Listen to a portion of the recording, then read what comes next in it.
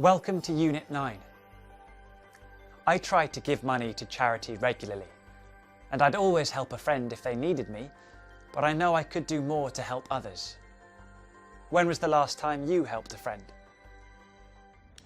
The last time I helped a friend was 2 months ago. I lent her money to go on holiday. In this unit, we'll look at second and third conditional forms. We use these to talk about hypothetical situations and unreal situations in the past. In reading and speaking, you'll read about the sharing economy and learn more about companies that provide unique services. Try to think of the next big thing that people can share. In the writing section, you'll imagine you're entering the sharing economy by writing a listing for your own home for one of these services. You can also watch an interesting video about how the Danish concept of hygge went global. In vocabulary, we'll look at pairs of words that have similar meanings but are used in different ways, and words that you might think have the same meaning but in fact are completely different. Invent or discover, cook or cooker. Everyday English is all about money. We'll look at useful phrases to help you deal with money in banks, shops, cinemas and restaurants.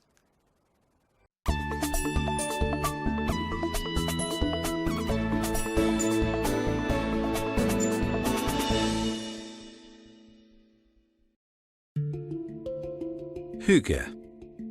If you've never heard this word before, you've never lived in Scandinavia, or you haven't read any lifestyle magazines for a while. It's not an English word, but if you've been into any bookshop in the UK in the past few years, then the chances are you will have seen a display of books on sale that offer to show you how to feel better by bringing a little hygge into your life. In the UK and beyond, the word hygge has started appearing in cookbooks, in magazine articles, and all over the internet. It has appeared in the shortlist for the Oxford Dictionary's Word of the Year, and as a hashtag in millions of posts across social media. But where did it come from? And what does it mean? Hygge is a Danish concept which roughly translates as coziness. Hygge is a Scandinavian way of life, and it's all about happiness and well-being. There's no real direct translation into English, but it kind of roughly means spending time with the people that you love, doing things that you enjoy, slowing down the pace of life and just kind of being content. This is Kaylee Tanner. Kaylee lives in Brighton, a vibrant and exciting seaside town on the south coast of England. By day, Kaylee works in marketing, but in her evenings and weekends, she runs a successful blog called HelloHygge.com, dedicated to all things hygge. Why does Kaylee think that everyone is interested in hygge now? I think the unstable political environment we're living in at the moment means that people are kind of seeking this comfort more than ever before. Every time I speak to a Scandinavian about this, they're very surprised that hygge is kind of taking off around the world. There are people as far as, Japan and South Korea and Australia, absolutely everywhere, suddenly taking an interest in something that's been part of the Scandinavian way of life forever, really.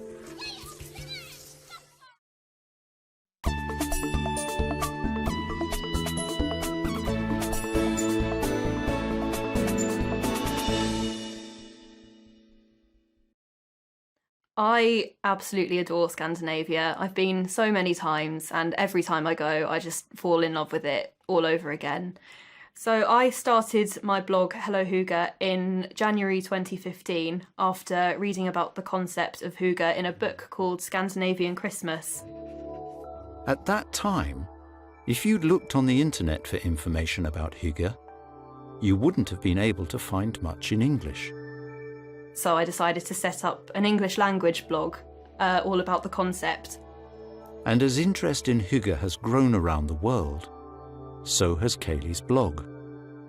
There's a big variety of things on my blog. It's I'd call it a lifestyle blog. The site features articles on things like food, travel, health, and decorating your home, as well as interviews with authors and experts. And it's meant to be just a kind of cosy space on the internet. I think the internet does need some more comfort. A lot of the articles on Hello Hygge are full of beautiful things you can buy. But if you just couldn't afford these things, could you still live a hygge lifestyle? The best thing you can do if you don't want to buy anything but you still want to hygge is to just spend time with your favourite people. So whether it's friends or family, just invite them over, have a nice, fun, relaxed evening with them, or go for a walk, go to the park, go to the beach. Just spend time with the right people, and I think that's the best possible way to hygge for free. And she has some advice for the phone addicts too. Just ignore the screens and focus on the people that are there in front of you. I think so many of us these days are just so tied to technology, and hygge gives us a reason to kind of turn everything off and just focus on the people that we want in our lives. And I think that that's a really important way to bring hygge into your life. Hello Hygge has been very successful. If Kaylee hadn't started her blog, she would have missed out on some very exciting opportunities.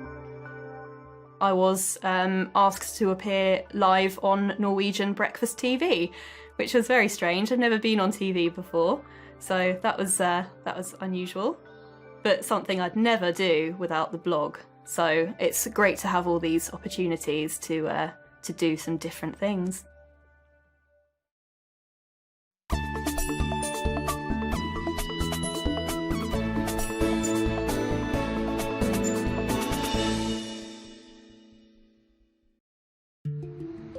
Today, people think of hygge as a Danish idea.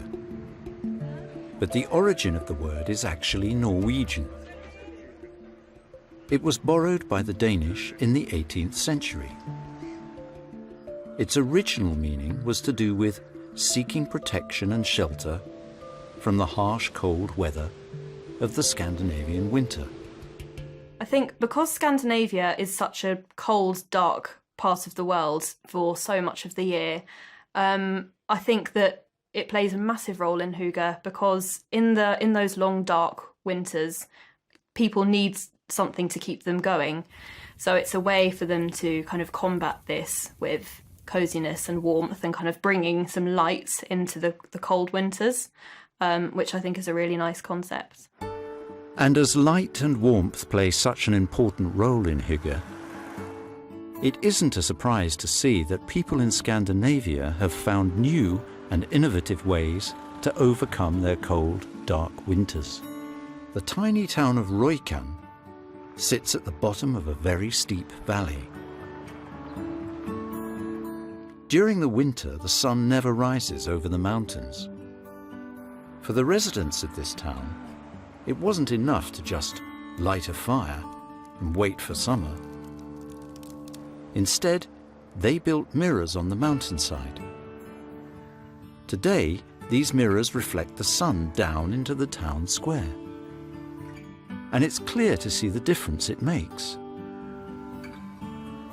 If they hadn't built the mirrors, then the whole town would have remained in darkness for 7 months every year. Instead, for a few hours, every day, all winter, the little community comes together to share the little sunshine they have. It's given them a time and place to enjoy being together. It's brought light and warmth into their lives. And it has made the whole town happier. Perhaps this is a perfect example of hygge in action. To the Scandinavians, Hygge is so much more than a buzzword being used to sell things. It's not just about buying books, baking delicious pastries, or decorating your home with fancy candles and fairy lights. It's about putting away your work, putting down your phone, and spending time in the warm company of the people you love. And maybe, if we could all do that, then we would all be a bit happier.